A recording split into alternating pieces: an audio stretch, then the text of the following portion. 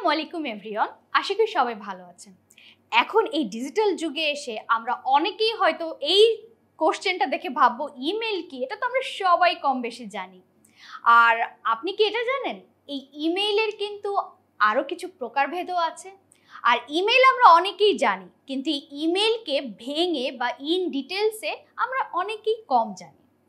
আজ আমরা এই ইমেলকে একটু নতুনভাবে দেখব এবং দেখব কি কি উদ্দেশ্যে আমার ইমেইল পাঠানোর ক্ষেত্রে তার প্রকারটাও চেঞ্জ হয়ে যাচ্ছে।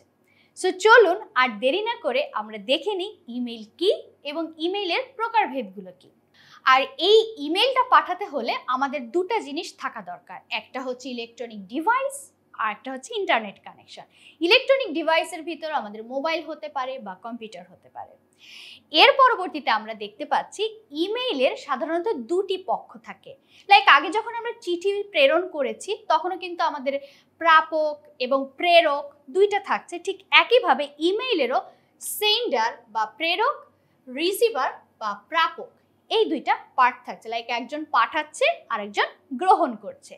আবার এই ইমেইল অ্যাড্রেস, আগে আমরা যখন চিঠি পাঠিয়েছি প্রেরক প্রাপকের ঠিকানা থেকেছে, সেখানে কিন্তু আমাদের এরকম ফিজিক্যাল অ্যাড্রেস আমরা ব্যবহার করেছি, লাইক বাসা নাম্বার, রোড নাম্বার, বাট সেটাই এখন কনভার্ট হয়ে ডিজিটাল অ্যাড্রেস হয়েছে।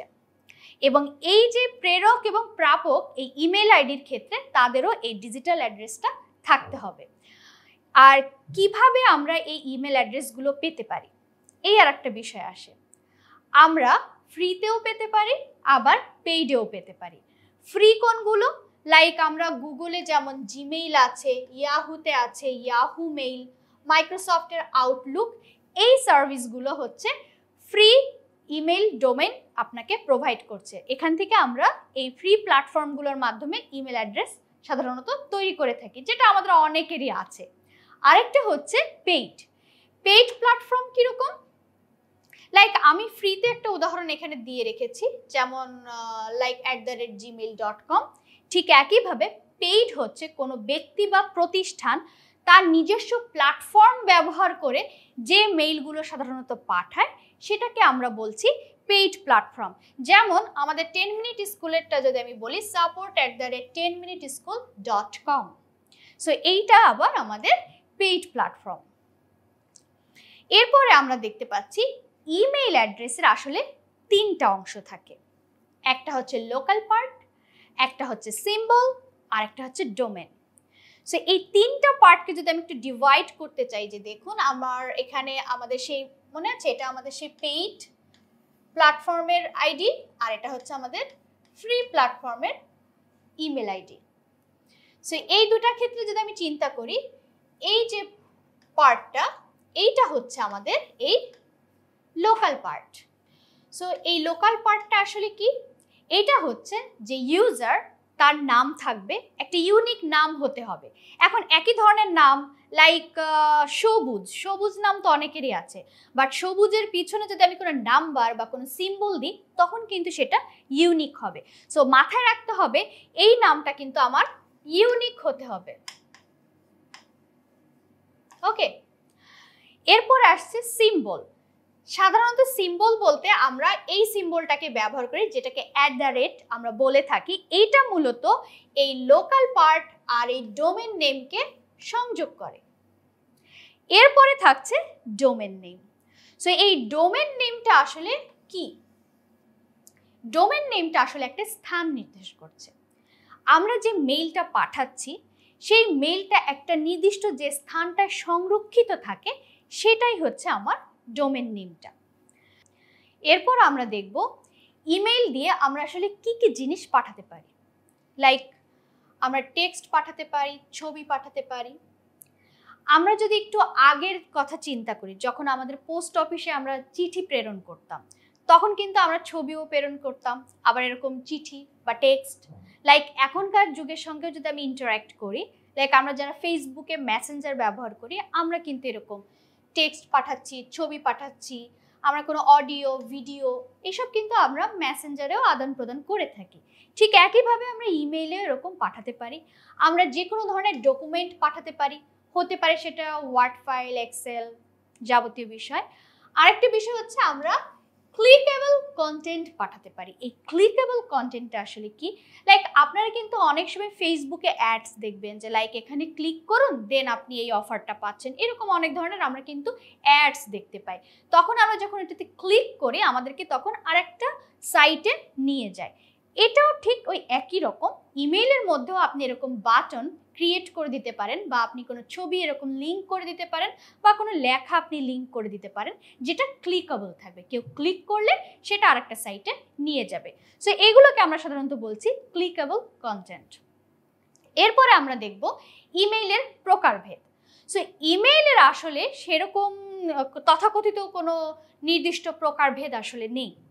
আমরা কিভাবে পাঠাচ্ছি, কি উদ্দেশ্যে মেইলটা পাঠাচ্ছি, এইটার উপর বেস করে সাধারণত ইমেইলের প্রকারভেদগুলো হয়ে থাকে। যেমন এখানে আমি কিছু পারপাস লিখে রেখেছি যে এই এই কারণে আমরা এটাকে এইভাবে নাম দিচ্ছি। যেমন আমরা যদি কাউকে পার্সোনালি মেইল পাঠাচ্ছি সেটা চলে যাচ্ছে পার্সোনাল মেইল, বিজনেসের ক্ষেত্রে চলে যাচ্ছে বিজনেস মেইল, মার্কেটিংয়ের পারপাসে যে মেইলগুলো পাঠাচ্ছি সেটা মার্কেটিং মেইল, এইরকম আরও পারপাসগুলো আমি এখানে লিখে রেখেছি।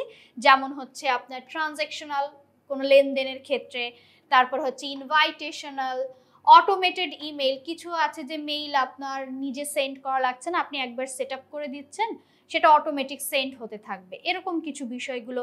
নিউজ লেটার মানে হচ্ছে কিছু তথ্যমূলক, আরও এখানে ফিডব্যাক বা সার্ভে সংক্রান্ত, অ্যালার্ট, নোটিফিকেশন, জব অ্যাপ্লিকেশনের যে মেইলগুলো আমরা পাঠিয়ে থাকি, অ্যাপোলজি বা রেজলিউশন মেইলস, তারপর হচ্ছে আপনার collaboration, follow up, behavioural. So এই যে আমরা প্রকারগুলো দেখতে পাচ্ছি, এইগুলো তো আসলে দেখা যাচ্ছে যে আমরা কাজ বা উদ্দেশ্যের ক্ষেত্রে সাধারণত পাঠিয়ে থাকি যখন, তখন এভাবে বিষয়গুলো থাকতে পারে। এছাড়াও আমি আরও কিছু গুরুত্বপূর্ণ ইমেইলকে কিছু ক্যাটাগরি করে রেখেছি, যেমন যেখানে হচ্ছে আমি প্রথমটাকে একটু মার্ক করব, এবং এখানে আমরা দেখতে পাচ্ছি ইমেল টেমপ্লেট বা নিউজ লেটার। এইটাকে মার্ক করার কারণ হচ্ছে আমরা এই ইমেল মার্কেটিংয়ে আমাদের যে জার্নি, এই জার্নিতে এই দুইটা ওয়ার্ডের সাথে আমরা বারে বারে পরিচিত হব। ইভেন আমরা যখন ফ্রিল্যান্সিং করব, মার্কেট প্লেসে যখন ক্লায়েন্টের সঙ্গে ডিল করব, তখনও এই দুটো শব্দ আমাদের সামনে বেশি আসবে। কারণ হচ্ছে যত ধরনের ইমেইল আছে তার বেশিরভাগই আসলে এই ক্যাটাগরিতে চলে যাচ্ছে। এছাড়া আদার্স যেগুলো থাকছে যে সেগুলো হচ্ছে এইগুলো যে ট্রানজ্যাকশনাল, সেটা তো আমি বললামই, যে এর আগেই বলেছি যে এখানে লেনদেন সংক্রান্ত। বিহেভিয়ারালটা হচ্ছে কাস্টমারের বিহেভিয়ার উপর বেস করে যে মেইলগুলো সাধারণত হয়ে থাকে। অ্যানাউন্সমেন্ট, স্বাভাবিকভাবে আমরা বুঝছি যে কোনো কিছুর অ্যানাউন্স করার ক্ষেত্রে। সার্ভে, আমরা কাস্টমারের কাছ থেকে কোনো ফিডব্যাক পাওয়ার ক্ষেত্রে ব্যবহার করতে পারি। সিজনাল ক্যাম্পেইন, সিজনাল ক্যাম্পেইনগুলো আসলে সাধারণত কি, যে বিভিন্ন সিজনে আমরা যে ক্যাম্পেইনগুলো রান করব, লাইক কোনো অফার, যেমন আমরা অনেক সময় আমাদের দেশে কিন্তু আমরা কি দেখি যে রোজার ঈদ বা কুরবানির ঈদে আমরা বিভিন্ন কোম্পানি থেকে কিন্তু কিছু বিশেষ ছাড় পাই, সেই রকম সিজনাল ক্যাম্পেইন।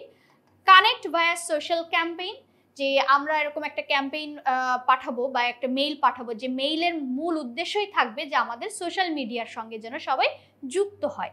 আরেকটা থাকছে হচ্ছে, এটাও একটা important, the post purchase drip campaign. The post purchase drip ক্যাম্পেইনটা অনেক বেশি কেন গুরুত্বপূর্ণ এটা আমরা একটু পরে আলোচনা করব।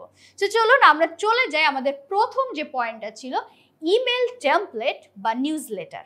এটা আসলে কীরকম হতে পারে তার আমি কিছু উদাহরণ এখানে রেখেছি। এবং আমাদের মনে আছে, আমরা যদি একটু ব্যাক যাই আমাদের এই স্লাইডটাতে, যেখানে আমরা কিন্তু পড়েছিলাম যে আমরা টেক্সট, ছবি, অডিও, ভিডিও বা বিভিন্ন ডকুমেন্ট বা ক্লিকেবল কন্টেন্ট, এই বিষয়গুলো কিন্তু আমরা কি ইমেইলে পাঠাতে পারছি। ঠিক আমরা আবার এই স্লাইডটাতে ফিরে আসব। এইখানে দেখুন, এই ইমেল টেমপ্লেটের ভিতরেও কিন্তু ঠিক ওই কথাগুলোই বলছে, যেটা হচ্ছে একটা সামগ্রিক বিষয়, ঠিক আছে। এই নিউজ লেটার বা এই টেমপ্লেটের মধ্যে আপনার এই সমস্ত কিছু থাকছে। যেমন এখানে আমি আপনাদেরকে লিখে রেখেছি, যেখানে মিউজিক একটা ইভেন্ট নিয়ে এই ডিজাইনটা দেখুন, ওয়াচ লাইভ।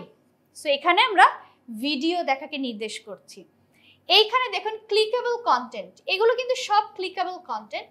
আপনি যখন এখানে ক্লিক করছেন এই আর্টিকেলে চলে যাবে, আর্টিকেলের যে পেজটা, এখানে দেখুন এই যে সোশ্যাল আইকনগুলো আমরা দেখতে পাচ্ছি, এই প্রত্যেকটা সোশ্যাল আইকন ক্লিকেবল। আপনি যে সোশ্যাল আইকনে ক্লিক করবেন সেই সোশ্যাল সাইটে আপনাকে নিয়ে যাচ্ছে। ঠিক একইভাবে এখানেও আমরা একটা ব্লগ সাইটের সঙ্গে লিঙ্ক করা। এবং এখানে আমরা ছবি দেখতে পাচ্ছি, কখনো কখনো আমরা ডিরেক্ট ভিডিও অ্যাড করতে পারবো। আমরা আবার দেখা যাচ্ছে কি এই রিড মোরে গিয়ে আমরা একটা পিডিএফও অ্যাড করে দিতে পারছি, ফাইল অ্যাটাচমেন্ট করতে পারছি। সো এইভাবে করে মূলত আমরা ইমেল টেমপ্লেট বা নিউজ লেটারগুলো এইরকম হয়ে থাকে এবং এখানে আমরা এরকমভাবে তথ্যগুলো পাঠাতে পারবো। এরপরে যেটা আসছে ট্রানজ্যাকশনাল মেইল। ট্রানজ্যাকশনাল মেইলটা আসলে কি, যে যখন কোনো কাস্টমার কোনো পণ্য ক্রয় করবে, অর্ডার করার পরে তাকে কনফার্মেশন বা তার শিপমেন্ট, তার ইনভয়েস, এইরকম তথ্য সম্পর্কিত মেইলগুলো আমরা যখন পাঠিয়ে থাকি সেগুলোকে আমরা ট্রানজ্যাকশনাল মেইল বলছি। কীরকম, আমরাও কিন্তু এখন বর্তমানে অনলাইনে যখন অর্ডার করছি আমাদের কাছেও কিন্তু এই ধরনের মেসেজ আসে বা আমাদের কাছে মেইল আসে যে অর্ডারটা কমপ্লিট হয়েছে বা আমাদের কাছে একটা ইনভয়েস আসে। ঠিক এখানে দেখুন আমি কিছু উদাহরণ রেখেছি, সেখানেও সেম। এই যে এখানটা দেখুন ইনভয়েসটা আমাকে পাঠাচ্ছে, বাট এটা একটু সুন্দর করে সাজিয়ে ছবি দিয়ে এবং কি প্রোডাক্ট পারচেস করা হয়েছিল, কত টাকা এবং টোটাল প্রাইসটা অনেক সুন্দর করে দেখাচ্ছে। এটা আমরা ইমেইলে কিন্তু কাস্টমাইজ করতে পারবো। আবার এখানে কিন্তু আমরা বলছি যে অর্ডারটা কনফার্মেশন মেইল, যে আমার এটা কনফার্ম হয়েছে। এটা দেখুন অর্ডার হ্যাজ শিপড, মানে এটা হচ্ছে আমরা শিপিং এর ক্ষেত্রে এই মেইলটা আমরা এরকম ধরনের মেইল পাঠাবো যে হ্যাঁ তোমার অর্ডারটা শিপমেন্টে চলে গেছে। এটা সাধারণত অর্ডার কনফার্মেশনের পরে আমরা পাঠাই শিপমেন্টের বিষয়টা, আবার অনেকে আছে সরাসরি শিপমেন্টেরটাও পাঠিয়ে থাকে। আর এখানে দেখুন যে your product has delivered. So এই ধরনের যে বিষয়গুলো প্রোডাক্ট কেনার পরে আমরা যে মেইল ধরনের পাঠিয়ে থাকি সেইগুলো চলে যাচ্ছে সব কিছু ট্রানজ্যাকশনাল ইমেইল ক্যাটাগরিতে। এরপরে আসছে বিহেভিয়ারাল মেইল। এই মেইলটা সাধারণত কাস্টমারের বিহেভিয়ার উপর ডিপেন্ড করে। সেটা কিভাবে করে সেইটাকে আমরা আবার কিছু সাব ক্যাটাগরিতে ভাগ করেছি। কীরকম, একটা হচ্ছে রেজিস্ট্রেশন, কনভার্সন, সাইট বা সোশ্যাল অ্যাক্টিভিটি। রেজিস্ট্রেশন মেইলগুলো সাধারণত কীরকম হয়, এইটা সম্পূর্ণ নতুন যে কাস্টমাররা তাদের সাথে আমরা লিঙ্কড হই এই রেজিস্ট্রেশন মেইলের মাধ্যমে। কীরকম, এখান থেকেই মূলত একজন কাস্টমারের জার্নিটা স্টার্ট হয়। ওকে, সো এখানে দেখুন রেজিস্ট্রেশন কথাটার মানে হচ্ছে যে যখন আমরা আমাদের যে কাস্টমারদের কাছ থেকে ডাটা কালেক্ট করব, সো তারা কি করবে, মেইনলি তারা ইমেইল প্রোভাইড করবে আমাকে। সো যখন তারা ইমেইল বা তাদের অন্যান্য যে প্রয়োজনীয় তথ্য, বিশেষ করে তাদের নাম বা তাদের ফোন নাম্বার, এইগুলো দিয়ে যখন সে রেজিস্ট্রেশন করবে তখন আমরা তাকে একটা ওয়েলকাম মেইল বা একটা থ্যাংক ইউ মেইল পাঠাবো। এইটা বেসিক্যালি সেটা। দেখুন এই যেখানে হ্যালো অ্যান্ড ওয়েলকাম, আমি এখানে কিছু উদাহরণ রেখেছি। যেমন এই মেইলটা এরকম হতে পারে যে একদম সেই কোম্পানি থেকে আপনার কাছে একটা স্বাগতিক মেসেজ যাচ্ছে, একটা মেইল যাচ্ছে যে উই হ্যাভ হ্যাভেনলি, এবং আমরা যদি এখানে দেখি এখানে আমরা ওয়েলকাম, ঠিক এখানেও আমরা একইভাবে দেখছি। তবে এখানে আরেকটা বিষয় থাকে যে ওয়েলকামের পরে আবার দেখুন কনফার্ম ইমেইল, মানে একবার সে সাবস্ক্রিপশন করেছে ইমেইল দিয়ে, তাকে আবার আরেকটা কনফার্মেশনের জন্য মেইল পাঠানো। এটা সাধারণত ডাবল অপটিনের ক্ষেত্রে কাজ করে। এটা আমরা আমাদের পরবর্তী যখন লেসন আসবে সেখানে সিঙ্গেল অপটিন কি, ডাবল অপটিন কি আমরা আরো বিস্তারিত জানবো। এর পরবর্তীতে আসছে হচ্ছে কনভার্সন।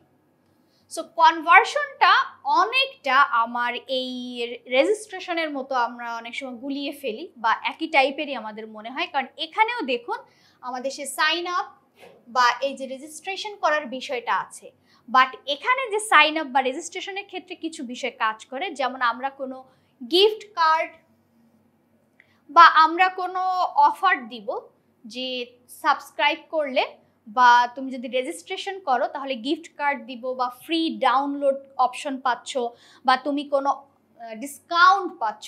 সো এই ধরনের কোনো কথার পরিপ্রেক্ষিতে বা প্রমোশনের পরিপ্রেক্ষিতে যখন কোনো রেজিস্ট্রেশন হচ্ছে বা যখন কেউ আপনার এই মেইলে সাড়া দিচ্ছে তখন আমরা এটাকে চলে যাচ্ছি কনভার্সন মেইলের আন্ডারে। এরপরে আসছে হচ্ছে সাইট অর সোশ্যাল অ্যাক্টিভিটি। এইটা আসলে কিভাবে কাজ করছে, সাইটের কথা যদি আমি আসি, যে আমরা অনেক সময় ওয়েবসাইটে যাই, একটা প্রোডাক্ট আমরা দেখি, আমাদের পছন্দ হয় ই কমার্স সাইটগুলোতে, আমরা ওই প্রোডাক্টে জাস্ট ক্লিক করি কিন্তু না কিনে চলে আসি। এইটাকে আমরা সাধারণত বলে থাকি অ্যাবান্ডন কার্ট, কার্টে প্রোডাক্টটা ফেলে আসা, রেখে আসা।